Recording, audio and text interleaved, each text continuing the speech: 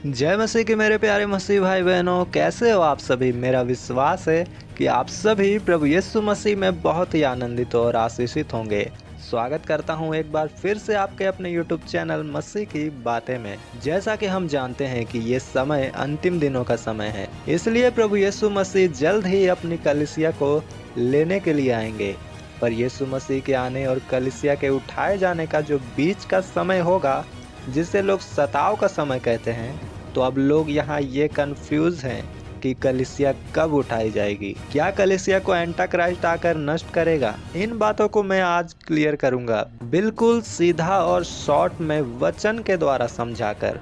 तो चलिए हम वीडियो को प्रभु यीशु मसीह के नाम में शुरू करते हैं।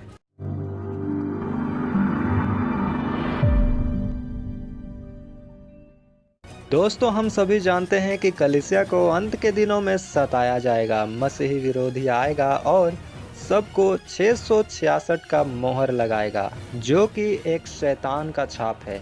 और जो कोई इसे नहीं लगाएगा तो उसे राशन पानी नहीं दिया जाएगा और मार डाला जाएगा। प्रकाशित वाक्य 13 अध्याय का 16 से 18 वचन में पढ़ें तो वहाँ लिखा है इसके विषय में, और उसने छोटे बड़े धनी कंगाल स्वतंत्र दास सबके दाहिने हाथ या उनके माथे पर एक एक छाप करा दी कि उसको छोड़ जिस पर छाप अर्थात उस पशु का नाम या उसके नाम का अंक हो और कोई लेन देन ना कर सके।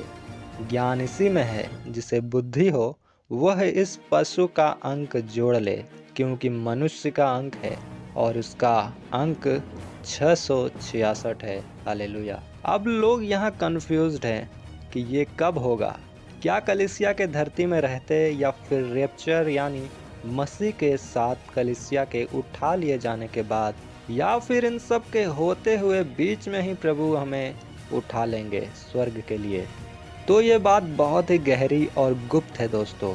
पर मेरे प्रियो, सारे प्रभु के सेवक इस सवाल को बताने के लिए वीडियो बना चुके हैं पहले ही, पर उन्होंने इतना घुमा फिरा के बताया है कि कोई नया विश्वासी समझ नहीं सकता। क्योंकि जब मैं भी नया विश्वासी था तो इन बातों को समझना चाहता था, पर वो सारी वीडियोस मेरे सर के ऊपर जाती थी, क्योंकि उनमें वचन से ज़्यादा यूट्यूबर्स खुद का ज्ञान पेश करते थे। इसलिए आज मैं इस सवालों का जवाब दूंगा पवित्र आत्मा की और बाइबल की मदद से, ताकि कोई चाहे कितना भी नया हो उसे भी ये भेद समझ आ सके। सबसे पहली बात, जब हम मसीह में आते हैं तो अनंत जीवन हमें मिलता है, जिसे कोई हमसे छीन नहीं सकता। पर एक सच ये भी है कि हमें परमेश्वर के आगे अपनी विश्वास योग्यता भी साबित करनी पड़ती है, जिसके लिए कलेश आता है। पहला पत्रस 4 अध्याय का 1 वचन में हम पढ़े तो वहाँ लिखा है, सो जब कि मसीह ने शरीर में होकर दुख उठाया तो तुम भी उस ही मनसा को धारण करके हथियार बांध लो, क्योंकि जिसने शरीर में दुख उठाया वह पाप से छूट गया। हालेलुया।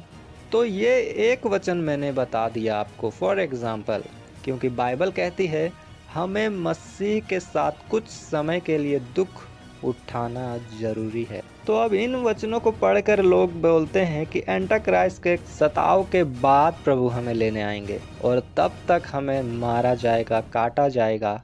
पर यहाँ मैंने पहले बता दिया कि सताव तो होगा, परीक्षा भी होगी, लेकिन प्रकाशित वाक्य 13 अध्याय का 8 वचन में कहता है, और पृथ्वी के वे सब रहने वाले जिनके नाम उस मेमने के जीवन की पुस्तक में लिखे नहीं गए, जो जगत की उत्पत्ति के समय से घात हुआ है, उस पशु की पूजा करेंगे। हालेलुया। पशु यानी शैतान, एंटा क्राइस्ट। यहाँ लिखा है वो लोग उसकी पूजा करेंगे जिसका नाम प्रभु यीशु मसीह के जीवन की पुस्तक में नहीं लिखा गया, क्योंकि जिसका नाम जीवन की पुस्तक में लिखा है वो पहले उठा लिया जाएगा। प्रभु उनको पहले ही अपने पास ले आएंगे। हालेलुया। क्योंकि 2 कुरिन्थियों 4 अध्याय का 9 में लिखता है कि सताए तो जाते हैं पर त्यागे नहीं जाते हैं, गिराए तो जाते हैं पर नाश नहीं होते। हालेलुया। अगर हम पे सताव आता है इसका मतलब ये नहीं है कि परमेश्वर ने हमें त्याग दिया। इसलिए हो सकता है कि सताव के समय थोड़ा हमें दुख उठाना पड़े, सताव सहना पड़े, लेकिन वो एंटाक्राइस्ट मसीही लोगों को मार नहीं सकता, क्योंकि उसको परमेश्वर के लोगों को नाश करने का अधिकार नहीं दिया गया।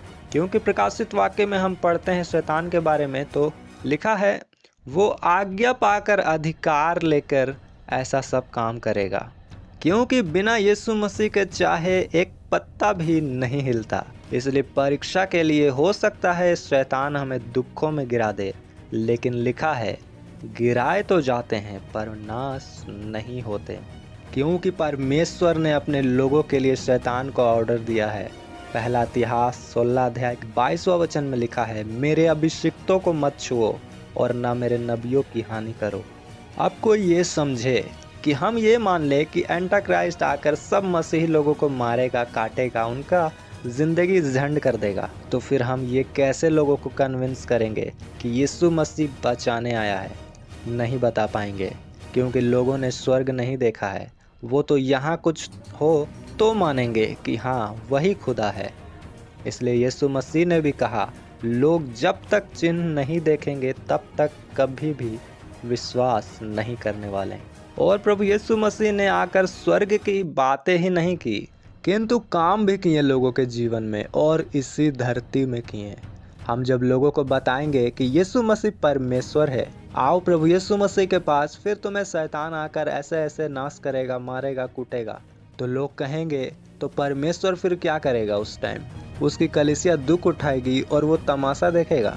मैं कहता हूँ नहीं, वो अपनी कलीसिया, अपनी दुल्हन को किसी को छूने भी नहीं देगा। मेरे लोगों, कलीसिया यीशु मसीह की दुल्हन है, और कौन दुल्हा होगा जो अपनी दुल्हन के ऊपर अत्याचार होने देगा? और वो भी तब जब उसे दुल्हन जान से भी ज़्यादा प्यारी हो और जब उसने उसके लिए मूल्य चुकाया हो।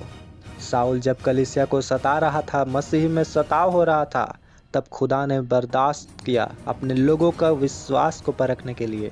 लेकिन जब वो साउल कलीसिया को मारने के इरादे से निकला, तो खुदा ने उसकी आंखें ही अंधी कर दी, क्योंकि परमेश्वर कहते हैं जो कोई मेरे लोगों को छूता है वो मेरे आंख की पुतली को छूता है। हालेलुया। और इसलिए यीशु मसीह ने कहा, हे साउल तू मुझे क्यों सताता है? जबकि वहाँ साउल कलीसिया को सता रहा था। और उस टाइम परमेश्वर ने अपने वचन को याद किया कि कोई कलीसिया को सताता है तो मुझे सताता है। और वो पौलुस के पास आकर पूछता है, तू मुझे क्यों सताता है? और हम पुराना नियम में भी पढ़े तो लिखा है, जब धरती में सताव आने वाला था, धरती नष्ट होने वाला था जल प्रलय के साथ, तो वहाँ खुदा ने अपने दास नूह को बचाने के लिए एक नाव बनवाया, क्योंकि वो परमेश्वर से प्रेम करने वाला था, उसकी आज्ञाओं को मानने वाला था। इसलिए परमेश्वर ने नूह को नाव के अंदर रखा और धरती को जल प्रलय के द्वारा डुबा दिया। और जब धरती डूब रही थी तो नूह और उसका परिवार नाव में था। उत्पत्ति की पत्री 7वां अध्याय का 17 वचन में लिखा है, और पृथ्वी पर 40 दिन तक जल प्रलय होता रहा और पानी बहुत बढ़ता ही गया, जिससे जहाज ऊपर को उठने लगा। हालेलुया। और वह पृथ्वी पर से ऊंचा उठ गया। यहाँ लिखा है, धरती तो डूब रही थी, लेकिन नूह का जहाज उसे इन मुसीबत और दुखों से ऊपर ले जा रही थी। और वो नाव प्रभु यीशु मसीह को दर्शाता है, जिसमें हम सवार हैं विश्वास के साथ। नूह में भी सताव आया। जब वो कड़कती धूप में नाव बनाता था तो लोग उसका मजाक बनाते थे, चिढ़ाते थे, उसे सताते थे, लेकिन उसका विश्वास हिला नहीं, बल्कि परमेश्वर में और भी मजबूत होता चला गया। जैसा कि लिखा है, कुछ समय के सताव के बाद मसीह का महिमा हम में प्रकट होगा। उसी प्रकार थोड़ा दुख तो नूह ने उठाया, सताव को सहा, पर वो बचाया गया।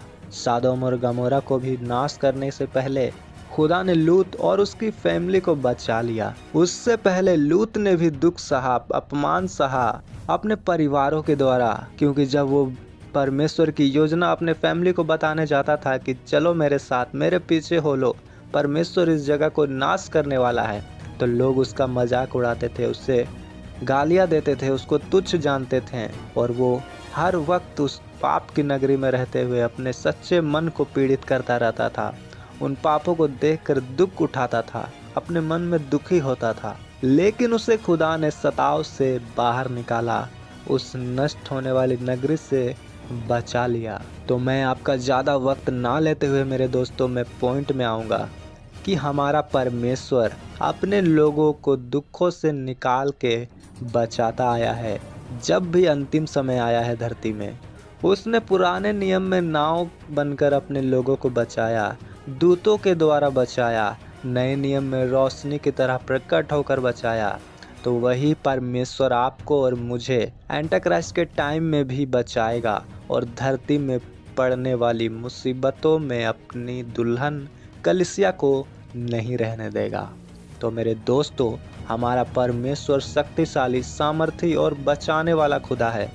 उसमें विश्वास कीजिए और बने रहिए, वो आपकी सुरक्षा करेगा। आज के लिए इतना ही। हम फिर मिलेंगे किसी और वीडियो में प्रभु यीशु मसीह के जिंदा जलाली कलाम के साथ। तो सभी को जय मसीह की। God bless you all. मैं परमेश्वर के नाम में आप सभी को आशीषित करता हूँ।